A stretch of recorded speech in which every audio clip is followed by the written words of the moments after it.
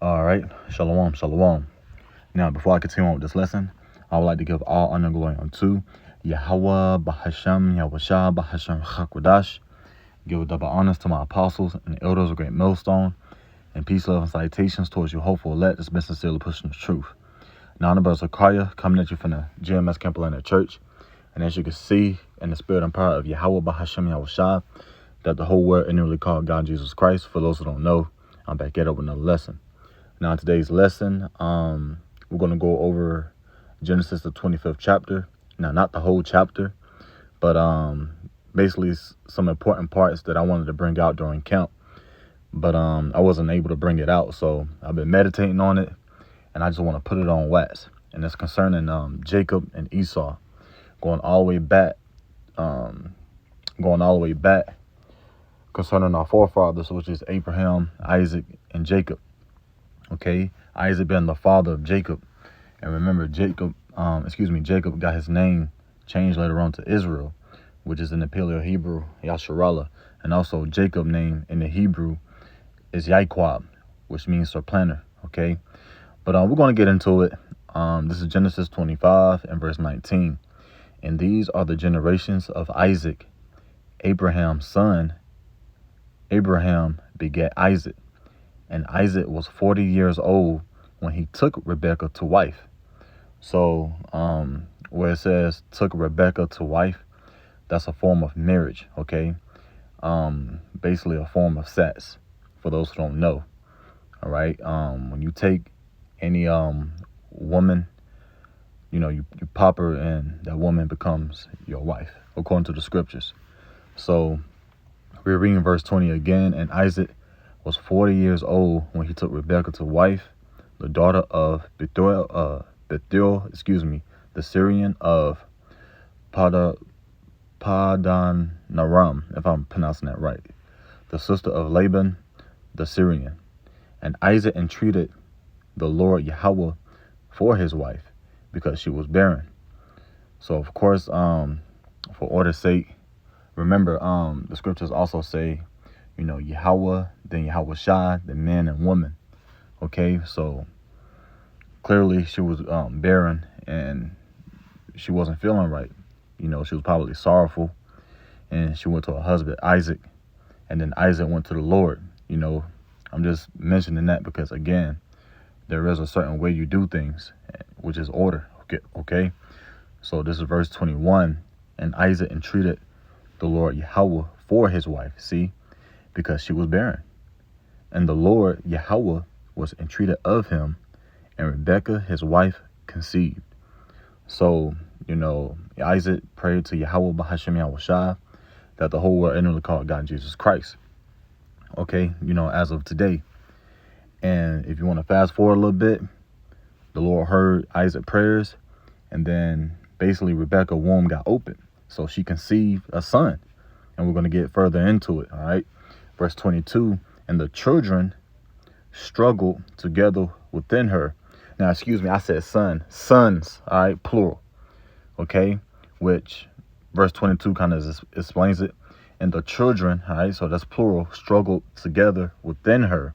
And she said, if it be so, why am I thus? And she went to inquire of the Lord Yahweh. So again, she went to Isaac.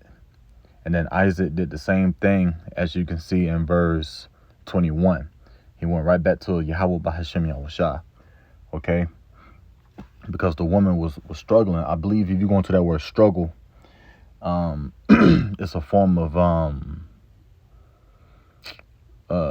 basically going at each other. Okay? It was an actual struggle, going back and forth. All right? Even today, you can kind of see in a way that Esau kind of gets at us, through his blessings, which we're going to get into.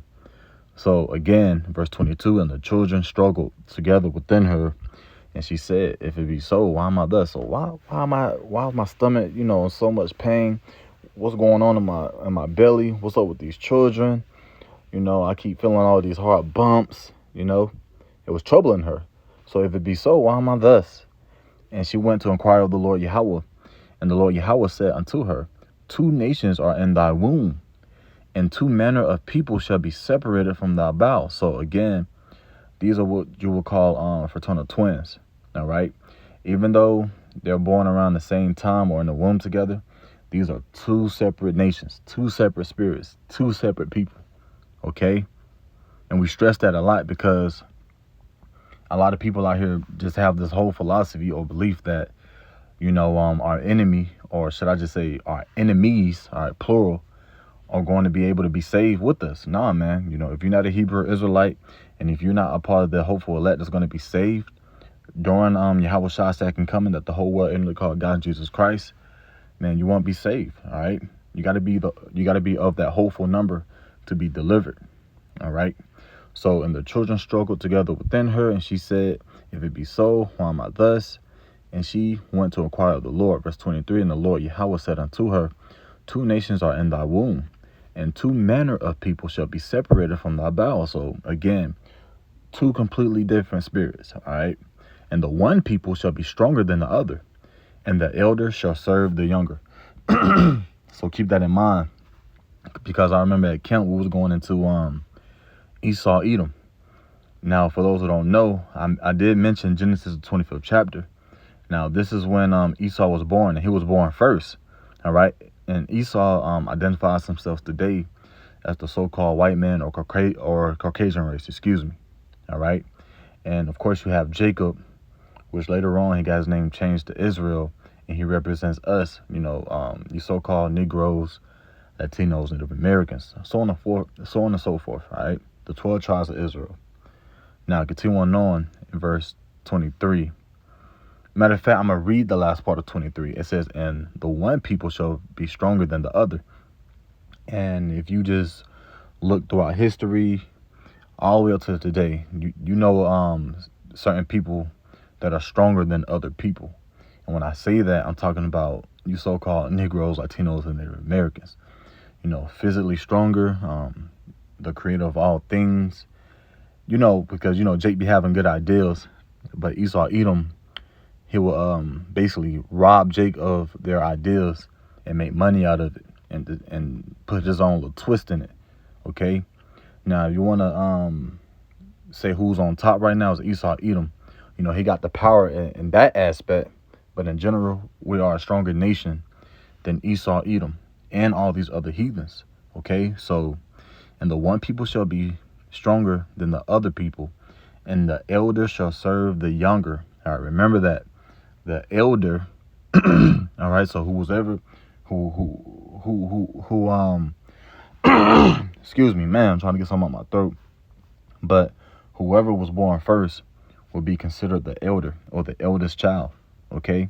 So it says, and the elder shall serve the younger. Remember that. Now, verse 24, it says, and when her days to be delivered was fulfilled, behold, there were twins in her womb. There it is right there. And the first came out red. So when it says, and the first came out red, when it says first, that's the elder. Again, usually when you have a big brother, that's considered your elder brother. Or if he has a big brother, he will be the eldest. So, and the first came out red all over like a hairy garment. And they call his name Esau. All right. So they saw Esau, he was red, and they said Ashashua, which means wasted away. Okay, Esau. All right.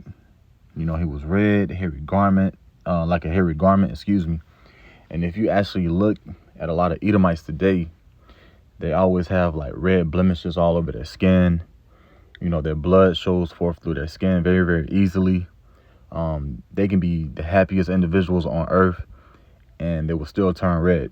If you hit them, or if you see an actual Edomite get hit, they turn red. Or when they get mad, they turn red.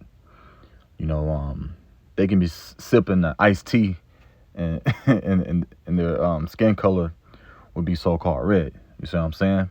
And they're very, very hairy. So, and they call his name Esau. Verse 26. And after that came his brother out, and his hand took hold on Esau's heel. Now keep that in mind. So we already identify who the elder is, which is Esau. Now the younger brother, it didn't really describe what he looked like, because he looked normal. He wasn't red, he wasn't hairy. He looked like a regular, melanated individual. Okay? And his name was Jacob. And he took hold of Esau's heel, which symbolizes, or should I just say, which is symbolic, all right, for a future prophecy. Esau getting out of power, and we take it, basically Yahweh Bahashim Yahushua is going to take Esau out of power, and then we're going to be up next, all right? Esau is going to be the end of a world, and Jacob is going to be the beginning of it that followeth. All right, just roughly paraphrasing that precept or that scripture, however you want to put it. Now, going back to verse 25, and the verse came out red all over like a hairy garment, and they called his name Esau. And after that came his brother out, and his hand took hold on Esau's heel, and his name was called Jacob. All right, and Isaac was 80 years old when she bare them. Basically, around 60 years old, man. Okay, and the boys grew, and Esau was a cunning hunter, a man of the field, and Jacob was a plain man. A plain man. Okay, dwelling in tents. So again, you can kind of identify a true Edomite, how he represents himself as well. Okay, a lot of these so-called white people, or I'm gonna just say Edomites, they love hunting. All right, they love shooting ducks, they love shooting pigeons and shooting squirrels, eating all different types of mannerable things out there. You know what I'm saying? And it says a man of the field. Okay, he's always outside. I'm not saying it's a bad thing to be outside, but man, you have a lot of Edomites, man, they basically live outside. Okay, they'll live outside for multiple days. They'll do what they do out there.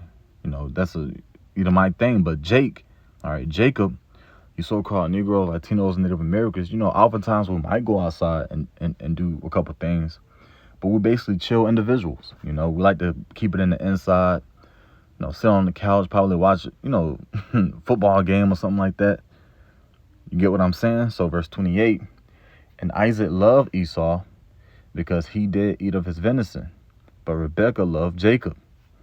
Okay, and Jacob sought pottage, and Esau came from the field, and he was faint.